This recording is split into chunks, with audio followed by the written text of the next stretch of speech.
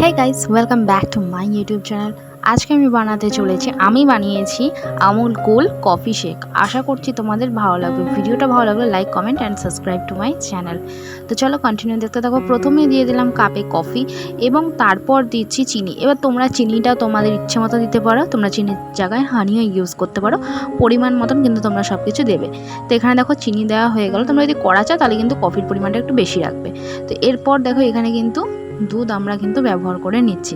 প্রথমে অল্প একটু দুধ দেবে আর তারপর সবটা দুধ দিয়ে কিন্তু সবটা দেবে না, একদম অল্প দুধ দেবে। এর দুধ দিয়ে কিন্তু খুব ভালো মতন একটু কিন্তু মিশিয়ে নিতে হবে। আর দেখতেই পাচ্ছ এখানে কিন্তু খুব ভালো মতন কিন্তু মিক্সড হয়ে গেছে, যাতে চিনির কোনো দানা যাতে না থাকে, খুব ভালো মতো যাতে মিশে যায়।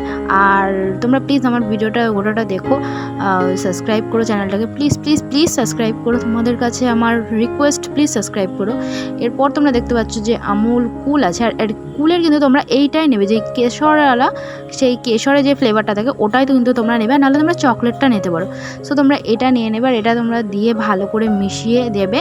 খেতে জাস্ট অসম্ভব সুন্দর লাগে, কোল্ড কফির থেকে 14 গুণ বেশি ভালো লাগে।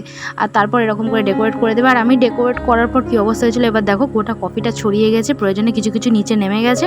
তো চলো ভিডিওটা এখানে শেষ করছি। ভালো থেকো, সুস্থ থেকো, দেখা হচ্ছে নেক্সট কোনো রেসিপি ব্লগে।